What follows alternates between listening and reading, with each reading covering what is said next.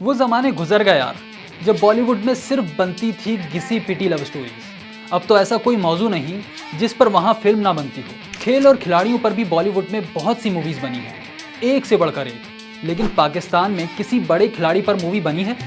और कौन से ऐसे खिलाड़ी हैं जिनकी ज़िंदगी पर लाजबन बननी चाहिए, ये आज रफ्तार स्पोर्ट्स में हम आपको बताएंगे।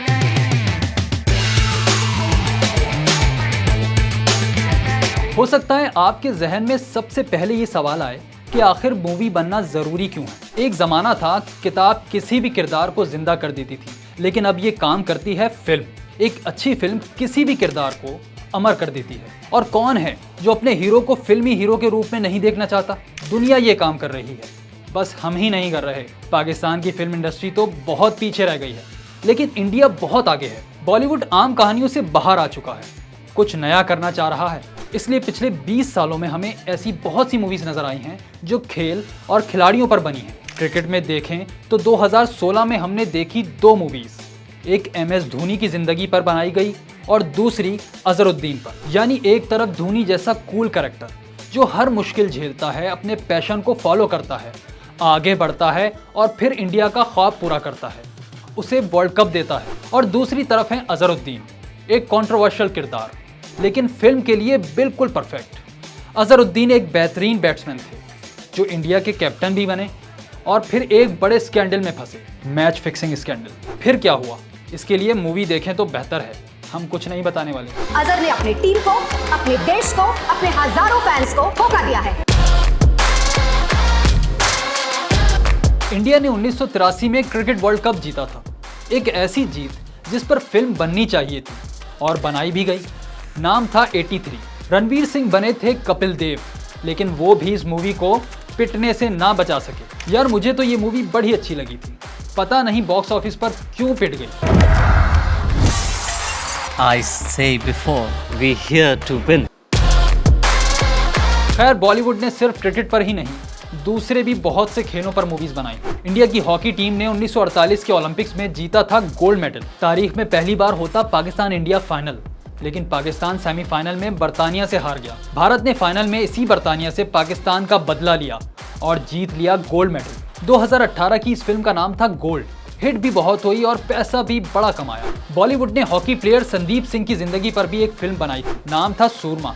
खातून बॉक्सर मैरी कॉम की जिंदगी पर भी फिल्म बनी, मिल्खा सिंह पर भी और तो और पान सिंह तोमार पर भी। वो तो वाकई एक कैरेक्टर था, ऐसा कैरेक्टर जिस पर लाजमन फिल्म बननी चाहिए थी।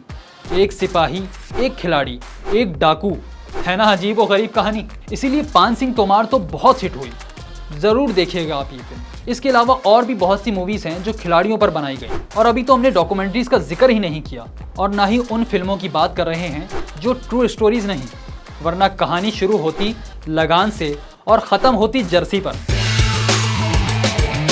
खैर इसके मुकाबले में पाकिस्तान की फिल्म इंडस्ट्री कहाँ है, इसका अंदाजा हमें तो है ही, आपको भी अच्छी तरह होगा। हाँ, इंडस्ट्री के रिवाइवल की कोशिश हो रही है, कुछ बहुत अच्छी फिल्में भी हैं, इसलिए हमें तो उम्मीद है एक दिन आएगा हमें पाकिस्तानी खिलाड़ियों पर भी मूवीज देखने को मिलेंगी। एक दो कोशिशें हुई भी हैं, मसलन 2015 में बॉक्सर हुसैन शाह की जिंदगी पर एक मूवी बनी थी, नाम था शाह। ये डायरेक्टर अदनान सरवर की फिल्म थी, जो सिर्फ डायरेक्टर ही नहीं राइटर भी थे, और हुसैन शाह का मरकजी किरदार भी उन्होंने खुद ही अदा किया था। लेजेंडरी बॉक्सर हुसैन शाह की कहानी पढ़ें तो हैरत होती है।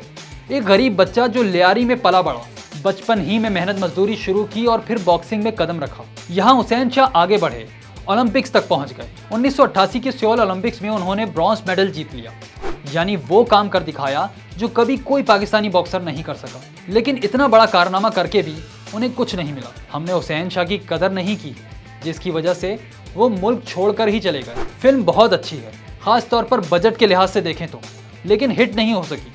शायद यही वजह है कि कोई प्रोड्यूसर डायरेक्टर किसी खिलाड़ी पर मूवी नहीं बनाता। लेकिन अब दुनिया बदल चुकी है, डायरेक्टर्स और प्रोड्यूसर्स को आगे बढ़कर सोचना होगा और फिल्म को पुराने रिवायती घिसे पिटे मौजुआत से बाहर लाना होगा, तभी नई नस्ल मूवीज की तरफ आएगी। वरना उनके देखने के लिए दुनिया जहां का कंटेंट मौजूद है, वो नेटफ्लिक्स की दुनिया से कभी बाहर नहीं निकलेंगे। तो अब अगर कोई पाकिस्तानी खिलाड़ियों पर फिल्म बनाना चाहे तो किस पर बनाए? हमारी तारीख तो ऐसे कैरेक्टर से भरी पड़ी है जिन्होंने बड़े बड़े कारनामे किए। स्कॉच देखें तो इसमें पहला नाम आता है हाशिम खान का। इनकी जिंदगी तो वाकई ऐसी थी, इस पर फिल्म जरूर बननी चाहिए थी। हाशिम खान की कहानी शुरू होती है एक क्लब में बॉल बॉय की हैसियत से और पहुंचती है स्क्वॉश का लेजेंड बनने तक। उन्हें इंटरनेशनल स्टेज पर खेलने का मौका तब मिला जब उम्र गुजर चुकी थी। पहली बार 1951 में ब्रिटिश ओपन खेलने गए तो 37 साल के थे। इस उम्र में तो लोग रिटायर हो जाते हैं, लेकिन हाशिम खान आए और आते ही छा गए। एक नहीं, दो नहीं, 7 मरतबा ब्रिटिश ओपन जीता। ये हाशिम खान की लेगेसी थी। इनके बाद पाकिस्तान में स्क्वॉश के एक नहीं कई सुपरस्टार्स पैदा हुए और मुल्क ने सालों तक स्क्वॉश पर राज किया। तो इतनी जबरदस्त पर्सनैलिटी पर फिल्म क्यों ना बने भाई, जरूर बननी चाहिए। हाँ, अगर किसी क्रिकेटर पर फिल्म बनानी है तो हमारा पहला वोट होगा फजल महमूद के लिए। पाकिस्तान के पहले सुपरस्टार जिनको देख के लगता था वो क्रिकेट नहीं बल्कि किसी फिल्म के हीरो हैं। नीली आंखें, गोरा रंग, एथलेटिक बॉडी, लेकिन सबसे बढ़कर उनके पास थी ऐसी कहानी जो बिल्कुल फिल्मी लगती है। फजल महमूद इंडिया की क्रिकेट टीम में सेलेक्ट होने ही वाले थे, लेकिन पार्टीशन हो गया और उन्होंने फैसला कर लिया कि वो इंडिया से नहीं पाकिस्तान से खेलेंगे। 1952 में पाकिस्तान को इंटरनेशनल क्रिकेट की इजाज़त मिली तो पहली टीम में फजल महमूद शामिल थे। उन्होंने पहला टूर किया इंडिया का और खेले उसी टीम के खिलाफ जिसमें कभी वो खुद खेलना चाहते थे। खैर, इसी टूर में पाकिस्तान ने अपनी पहली टेस्ट कामयाबी भी हासिल की थी, जिसमें मैन ऑफ द मैच थे अपने फजल महमूद। पहली इनिंग्स में 5 और दूसरी में 7 विकेटें, यानी एक मैच में 12 शिकार किए और बन गए पाकिस्तान के पहले क्रिकेट सुपरस्टार। क्रिकेट में तो ऐसे खिलाड़ियों की बहुत लंबी लाइन है जिनकी जिंदगी पर अच्छी फिल्म बन सकती है। इमरान खान हैं, इनका जीता गया वर्ल्ड कप है। जावेद मियांदाद जैसे स्ट्रीट फाइटर हैं। वसीम अकरम, वक्कार यूनिस जैसे शिकारी हैं। और फिर अपने लाला शाहिद आफरीदी भी तो हैं। इनका नाम इस्तेमाल करके तो किसी ने एक फिल्म भी बना ली थी, मैं हूँ शाहिद आफरीदी।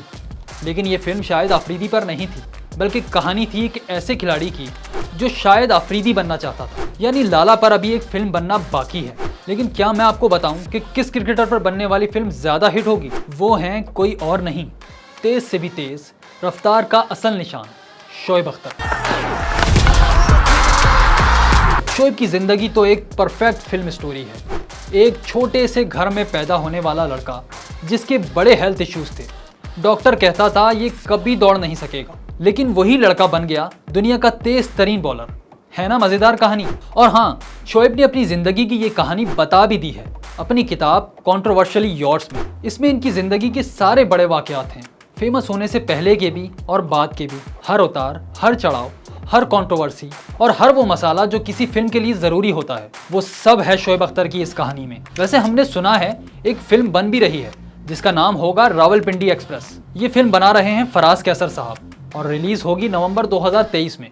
शोएब अख्तर का किरदार कौन अदा कर रहा है पता नहीं। कुछ लोग कह रहे हैं उमैर जायसवाल शोएब अख्तर बनेंगे, कुछ कह रहे हैं गौहर रशीद ये किरदार निभाएंगे। अब देखते हैं ये फिल्म कैसी बनती है। अगर वैसी ही बनी जैसी शोएब अख्तर की किताब है तो यकीन करें बहुत हिट होगी। और उम्मीद है कि इस फिल्म के हिट होने से पाकिस्तान में खिलाड़ियों पर मूवीज बनने का सिलसिला चल पड़ेगा। वैसे आप बताएं, आप किस खिलाड़ी पर फिल्म देखना चाहते हैं?